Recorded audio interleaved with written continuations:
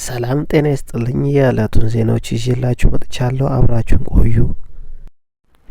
የኢትዮጵያ ኢኮኖሚ በ7 በመቶ ያድጋል ተብሎ ይጠበቃል። የአፍሪካ ልማት ባንክ ባወጣው ሪፖርት በተያያዘው የአውሮፓ ዓመት የኢትዮጵያ ኢኮኖሚ በ7 በመቶ እንደሚያድግ የሚጠበቅ መሆኑን አስታውቋል። ይህ እድገት ለሀገሪቱ የድህነት ቅነሳ እንዲሁም መዋቅራዊ ሽግግር ሂደት ወሳኝ ምዕራፍ እንደሆነም ባንኩ ገልጿል። ከኢትዮጵያ በተጨማሪ በዚህ ዓመት ኢኮኖሚያቸው በ7 በመቶ ያድጋል ተብሎ ከሚጠበቁ የአፍሪካ ሀገራት መካከል ሴኔጋል፣ ሩዋንዳና ኒጀር ይገኙበታል። ሪፖርቱም የምስራቅ አፍሪካ ቀጠና በ5.9 በመቶ እድገት ከአገሪቱ ቀዳሚ ስፍራ እንደሚይዝም አስመልክቷል። ይህም የሚሆነው ኢትዮጵያ፣ ሩዋንዳና ታንዛኒያ ከፍተኛ የሆኑ የኢኮኖሚ እድገቶች ያስመዘግባሉ ተብሎ ስለሚጠበቅ እንደሆነ የአፍሪካ ልማት ባንክ አክሎ ገልጿል። በመዲናዋ በድብቅ የሚሰሩ ህገወጥ ማሳጅ ቤቶችን ለመቆጣጠር የማህበረሰቡ ትብብር እንደሚያስፈልግ ተገለጸ። በማሳጅ ቤት ሽፋን ፈቃድ ሳይወጡ በድብቅ ከባህልና ከወግ ያፈነገጡ ህገወጥ ተግባራትን የሚፈጽሙት ጥፋተኞችን ለመቆጣጠር የማህበረሰቡ ትብብር እንደሚያስፈልግ የአዲስ አበባ ምግብና መድኃኒት ባለስልጣን አስታውቋል። በባለስልጣኑ የምግብና ጤና ነክ ተቋማት ቁጥጥር ዳይሬክተር እስጢፋኖስ ጌታቸው ለአዱ እንደገለጹት በተለይ በጋራ መኖሪያ ቤቶች በመከራየት በማህበራዊ ሚዲያ በሚያሰራጩት ማስታወቂያ በድብቅ የሚሰሩ ማሳጅ ቤቶችን መቆጣጠር አስቸጋሪ ይሆናል።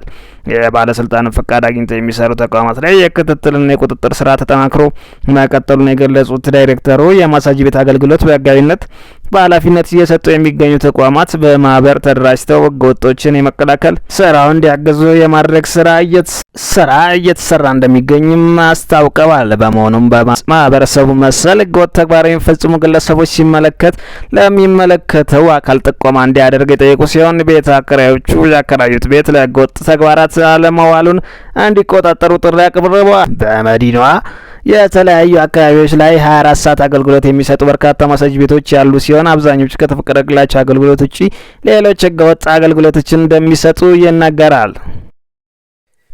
ወደ ውጪ ዜና እንገባለን። እስራኤል በኃይል በያዘችው ዌስት ባንክ ከፍተኛ ሰፈራ እያስፋፋች መሆኑን አስታወቀች። እስራኤል በኃይል በያዘችው የፍልስጤማ ግዛት በዌስት ባንክ በ10 ዓመታት ውስጥ ታላቅ የተባለውን ሰፈራ እያስፋፋች መሆኑን አስታውቃለች። የእስራኤል ሚኒስተሮች 22 አዳዲስ የአይሁድ ሰፈራዎች እንዲመሰረቱ አጽድቀዋል ብለዋል። ከባለስልጣናቱ ፈቃድ ውጪ ከዚህ ቀደም የተገነቡ ሰፈሮች በእስራኤል ህገ መንግስት ህጋዊ ይሆናሉ። ሌሎች ሰፈራዎች ግን አዲስ እንደሚሆኑ የእስራኤል መከላከያ ሚኒስትር እስራኤል ካትዝ እና የፋይናንስ ሚኒስትር ቤዛሌል ስሞትሪች ገልጸዋል። ሰፈራ በዓለም አቀፍ ህግ መሰረት ህገወጥ ቢሆንም እስራኤል ይህንን ባለመቀበል በኃይል በያዘችው የፍልስጤማ ዌስት ባንክ አይሁዳንን እያሰፈረች ትገኛለች። በደቡብ አፍሪካ የ6 ዓመት ሴት ልጇን የሸጠችው እናት በእድሜ ልክ ጽኑ እስራት እንድትቀጣ ተወሰነባት። የ6 ዓመት ልጇን አፍና በማዘዋወር ወንጀል የተከሰሰችው የደቡብ አፍሪካዊት ሴት ከ2 ግብረ አበሮቿ ጋር በጽኑ እስራት ተቀጣለች። የራኬል ኪል ስሚዝ የወንድ ጓደኛዋን ዣኩኖ ፖሊስ እና ጓደኛዋን ስቲቫኖቫን ራይስ የእስር ቅጣት የተፈረደባቸው ጆሽሊን ስሚዝ በኬፕ ታውን አቅራቢያ በሚገኘው ሳልዳሄን ቤት ከቤቷ ውጪ ሰውራ ካጠፋቻት ከ1 ዓመት በላይ በኋላ ነው። በየካቲት ወር 2024 የጠፋችው ልጅን ለማግኘት በይፋ ብትፈለግም እስካሁን አልተገኘችም። የቅጣት ውሳኔ አፈጻጸም ደቡብ አፍሪካን ያማከለ የ6 ሳምንታት የፍርድ ሂደት ሲሆን ምስክሮቹና አቃቢ ሕጎቹ በርካታ አስደንጋጭ ክሶችን ሰንዝረዋል። ዳኛ ናታን ኢራስመስ በ3 ተከሳሾች ላይ ቅጣቱን ሲያስተላልፉ ምንም ልዩነት አላሳዩም። በህገወጥ የሰዎች ማዘዋወር ወንጀል ክስ የእድሜ ጽኑ ልክ እስራት ተፈርዶብሻል፣ በተመሰረተብህም የአፈና ክስ የ10 ዓመት እስራት ተፈርዶብሃል ሲሉ በችሎት ውስጥ በታላቅ ጭብጨባ ተሰምተዋል።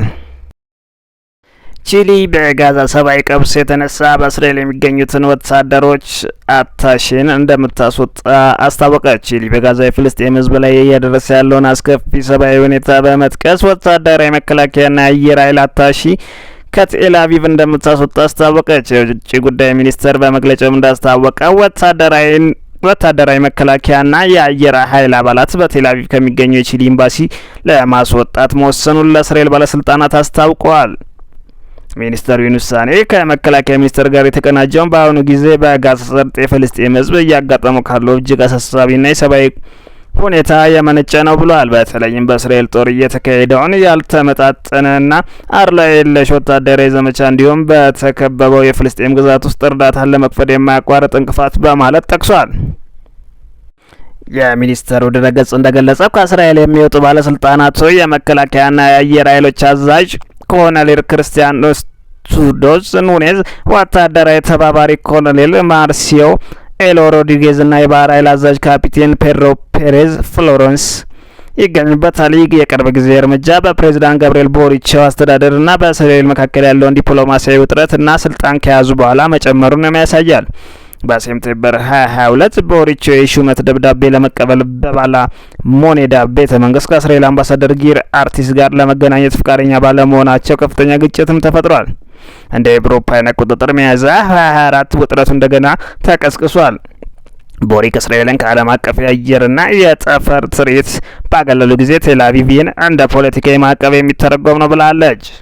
በዚህም የሁለትዮሽ ግንኙነት የበለጠ እያሽቆለቆለ ይሄዳል። ቦሪቾ በመቀጠል በዳር 2023 በስደተኞች ካምፕ ላይ የደረሰውን የቦምብ ጥቃት ተከትሎ በእስራኤል የቺሊ አምባሳደር ለምክክር ጠርተው መንግስታቸውን በደቡብ አፍሪካ በእስራኤል ላይ ላቀረበችው ክስ በዓለም አቀፍ ፍርድ ቤት ICJ እንደሚደግፍም አስታውቀዋል።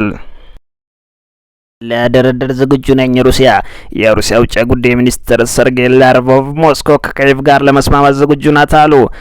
ሩሲያ የፊታችን ሰኞ በቱርክ ኢስታንቡል ለሚደረገው ሁለተኛ ዙር የሰላም ንግግር የዩክሬንን መልስ እየጠበቀች እንደሆነ ይፋ አድርጋለች። ሰርጌይ ላቭሮቭ ከአሜሪካ ውጭ ጉዳይ ሚኒስትር ማርኮ ሩቢዮ ጋር በስልክ ቆይታቸው ማድረጋቸውን ገልጸው ለንግግር ዝግጁ መሆኑን አስታውቀዋል።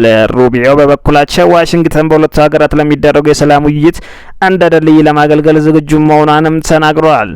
የቱርኩ ፕሬዝዳንት ረሲፕ ኤርዶሃን የሩሲያው የሰላም እቅድ በደስታ እንደተቀበሉና ሀገራቸው ለዚህ ድርድር መሳካት የበኩሏን እንደምታደርግም ገልጸዋል። የናይጄሪያ ጦር 60 አሸባሪዎች ላይ እርምጃ መውሰዱን አስታወቀ። ጦሩ ታጣቂዎች በቅርቡ በሰሜናዊ ናይጄሪያ በምትገኘው የሂዲንካይ ከተማ በንጹሃን ላይ ጥቃት ፈጽሟል ብለዋል። ከሳምንታት በፊት በቦኮ ሃራም ታጣቂዎች ላይ ተመሳሳይ እርምጃ መውሰዱን ገልጿል። በዚህ ዘመቻ 2 የአገሪቱ ወታደሮች ሕይወት ማለፉንም አስታውቋል።